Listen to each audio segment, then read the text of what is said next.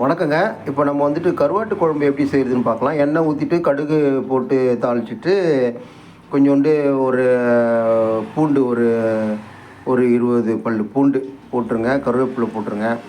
வெங்காயம் வந்துட்டு ஒரு 5 வெங்காயம் நல்லா பொடியாக சின்ன வெங்காயம் பெரிய வெங்காயம் ரெண்டுமே மிக்ஸ் பண்ணி போட்டு நல்லா வதக்கிடுங்க.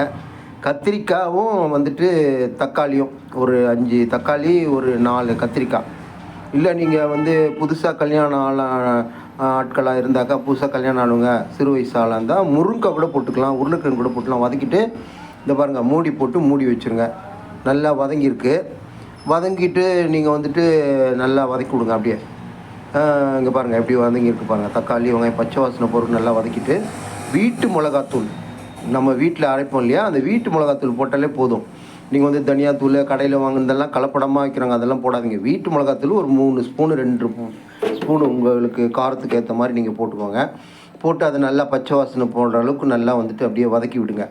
நல்லா வதக்கிட்டு புளி ஒரு 2 பெரிய நெல்லிக்காய் சைஸு புளி நல்லா ஒரு 10-15 நிமிஷம் ஊற வச்சு நல்லா கரைச்சி ஊற்றிடுங்க. ஊற்றிட்டு நல்லா கொதி வரட்டும். நல்லா கிளறி விடுங்க.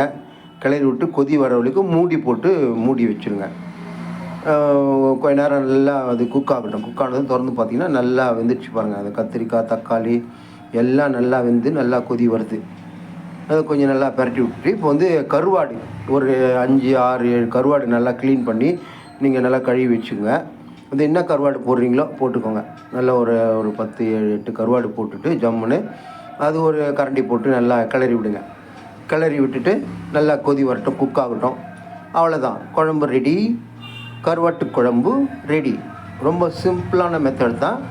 நல்லா கொஞ்சம் கொதி வரட்டும். இது கொஞ்சம் நல்லா குக் ஆகட்டும். ஒரு 10 மினிட்ஸ் ஒரு 10 நிமிஷம் இப்போ குக் ஆனால் ரெடி ஆகிடுச்சு. இப்போ சாதம் சுட சுட சாதத்தை போட்டு ஜம்முன்னு ஒரு 3 கரண்டி சாதம் போட்டுங்க. சுட சுட அழகாக குழம்பு பாருங்கள். கருவாட்டு குழம்பு ஜம்முன்னு ஊற்றி நல்லா சுட சுட நல்லா பரட்டி கத்திரிக்காய் போட்டுங்க.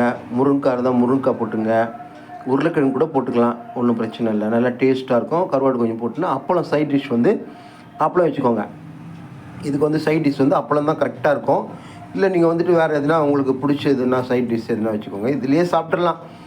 சைட் டிஷ் கூட வேணாம், அப்பளம் கூட வேண்டாம். இதுலேயே டக்கு டக்குன்னு சாப்பிட்லாம். சூப்பராக இருக்கும்.